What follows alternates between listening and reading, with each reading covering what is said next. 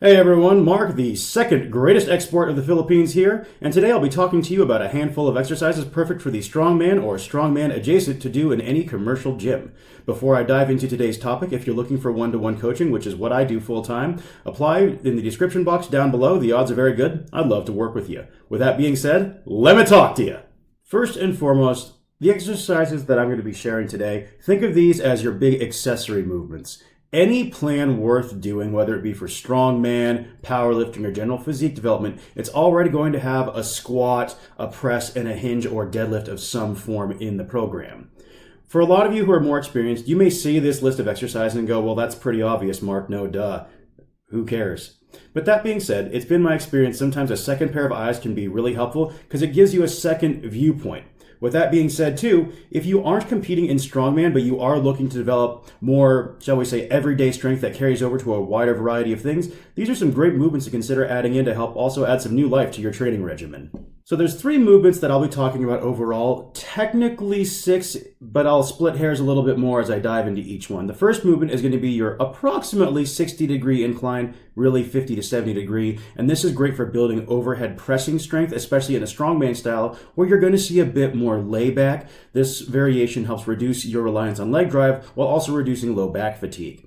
The second variation is a bent over barbell or T-bar row. This is going to build your upper back, your grip if you don't use straps, and even your low back strength when you do them correctly. That's going to help build that isometric positioning. So that way in something like a heavy deadlift, as you're trying to break the floor, you don't lose position. It'll also help improve your front carries, your picking and loading for strongman. All around, just one of those movements that's great for building the whole backside of the body.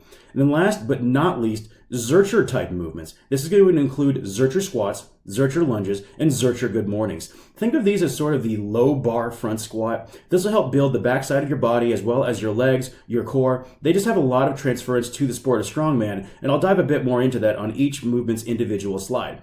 Our first movement is the 50 to 70 degree incline press. I just split the difference in the first title slide there and said 60 degrees. But that being said, the reason why we're opting for this movement here is it's going to emulate the layback that you would typically see in a standing strongman press, whether it be the axle or in the case of the picture on screen, the log. If you look at the lady doing the incline press versus myself doing the log, you can see our torsos are at a relatively similar angle. Whereas a seated overhead press typically done around 80 to 90 degrees, it's actually far more vertical than the strongman press. So it's going to have a bit more limited transference versus our layback style.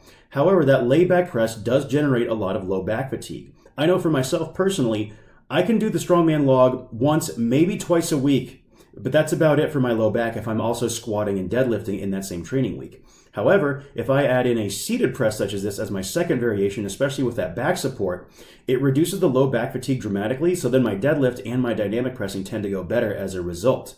This is a great second press option, so consider doing these either after your main push press work or on a separate second day where you're doing a bit more volume and hypertrophy style work. Regardless of where you slot this in, it's definitely a worthy contender for your pressing. Also, a quick side note to mention with regards to this variation. Do this with a barbell, do this with dumbbells, even do these on a Smith machine. The great Zydrunas Savickas, one of the goats of strongman, if not the goat, would often use the Smith machine in his own pressing because in his own words, use barbell, I can use 100% shoulders. I use Smith machine, I use 120%. It's good. If it's good enough for Zydrunas, it's good enough for you. Our next movement we'll be talking about is the bent over row, specifically a barbell or T-bar row. This is a Swiss Army developmental exercise for the strongman athlete done without straps. This is going to be an amazing grip developer. It will help build your upper and mid back as well as your low back. I prefer to do these with a deadlift stance. That way I'm also building isometric strength in my back so it carries over more to my deadlift. Now, if you are going to use a T-bar, which I personally prefer to the barbell row, I just like the arc. I find that arc of the pull helps me get a lot more mid-back recruitment, as well as keeps my low back in a better position. And as I'm training for my first strongman show in quite some time, this has a lot of transference to my yoke walk, for example, and also helps me build a more resilient backside of my body so I can recover from the entire training week a little more easily. But with the T-bar, do not use the little V handle. The reason I don't like that little V handle is if you think about where it puts your hands, this is your grip width. You never press with this width of a grip. Why would we row with it? Additionally, if you are a little broader in the torso, you're not going to be able to get your elbows in line with your body, let alone behind it for a full range of motion on your row without them kicking out quite a bit and turning it into an awkward internal rotation situation that's not as good on your shoulders. It becomes a movement that's less effective.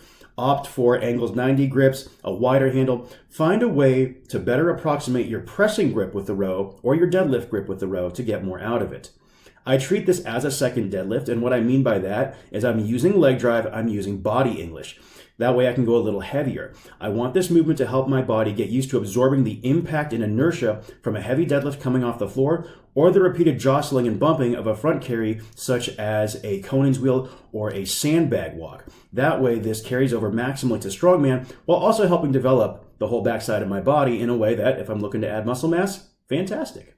I believe it was the great warrior prophet Missy Elliott who once said, "Is it worth it? Let me zerch it. I put my thang down, flip it, and reverse it." Zercher movements, in my opinion, are criminally underrated in general training, but especially for the strongman athlete. And I've actually got 3 Zercher exercises for your consideration today. Our first one is going to be the Zercher style squat demonstrated by the gentleman in that photo there. And yes, using a pad on these is fine. I strongly suggest using an axle if you have access to one, as well as elbow sleeves.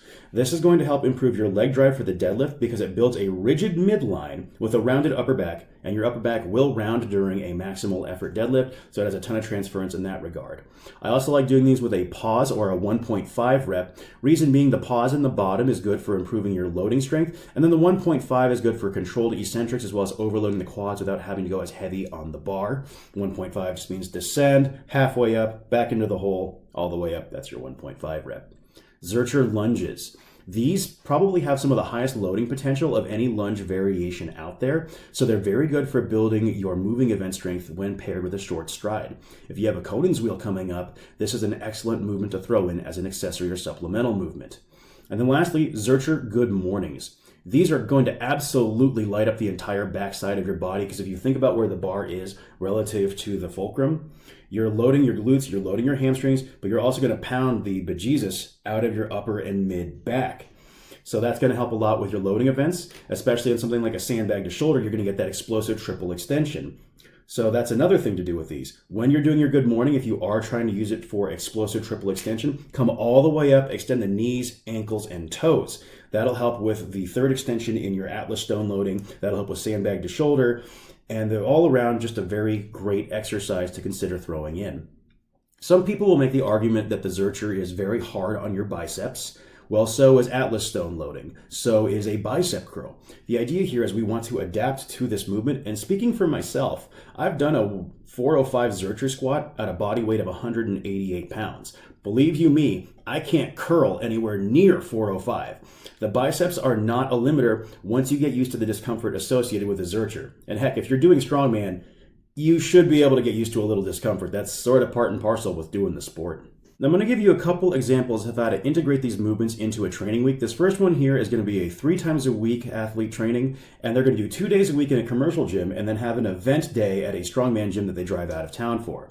So day 1 is going to be their lower body day. They'll have their max effort deadlift of choice, paused Zercher squats, Zercher lunges, T-bar row, and then shrugs after that. Side note, shrugs on the T-bar row are fantastic. What you do is do your T-bar rows, then just grab some angles 90 or straps, longer handles, whatever you want, and then do that for your shrugs. I find that arc, because you're pulling up and back with the shrug, it gets both the mid and lower traps. You can really get those shoulders back, so it builds the upper back strength quite a bit more. Really enjoyable exercise. Plus, you don't have to worry about having to hit yourself in the crotch over and over, so it's just a lot easier on the body.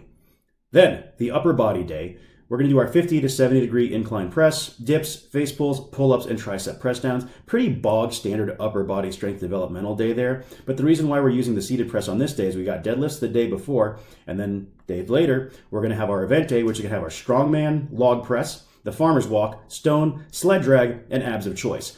I'm not going to talk too much about set rep schemes here. You can check out my channel. I've got tons of options and programs where I share that, and this is actually a sneak peek for an upcoming program. Regardless, if you look at this overall training week here, we're hitting all the big hitters for our athlete, and they're still developing key dimensions for their performance as a strongman athlete on the days that they're not in their strongman gym. Next up here is 4 days a week for the commercial gym strongman or strongman adjacent. Day 1, you're going to have your deadlift training, Zercher good mornings, your pull-up, deadlift stance leg press, and then abs of choice. I generally like to have a vertical pull on my lower body days. I find it feels great on my low back. And the deadlift stance leg press, especially done with a dead stop, underrated gem for improving leg drive off the floor. Day 2, we're going to push press and Z press, and point of contention there with the Z press. Some people say it has to be where you're seated on the floor, legs out in front of you. Others say it's just seated on a bench with no back support. There's 20 different iterations of this exercise. Just pick some form of seated shoulder press with no back support. That way you have to focus on maintaining a vertical torso. Then face pulls, lateral raises, tricep press downs. Day 3, we're going to leg curl first. I like leg curling before squats. Great for knee health. Feels really good. You get a more stable position. Then we're going to do Zercher squats, Zercher lunges, a lat pull down, and then back extensions. And then our final day of the week, our seated incline press variation, dips, T-bar row, shrugs, and then some sort of bicep and tricep work.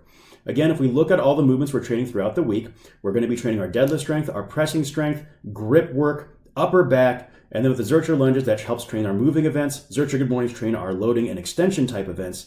So we're developing all the key dimensions for the strongman athlete. That way they have strength and skill going into their selected event, even if they don't have access to the implements necessarily. Thank you again so much for watching. I hope you found this useful. And again, this also serves as a bit of a preview for my upcoming commercial gym strongman program. The idea of it is for those of you who do not have access to the implements, you'll be able to train for the sport, or for those of you who maybe only can go to a strongman gym once or twice a week and still want to be able to develop for the sport on the days you're away, this helps you keep moving forward in the right direction. Necessity is the mother of invention, so let's invent some ways for you to keep making progress. Again, thank you so much for watching, and I'll see you in the next video.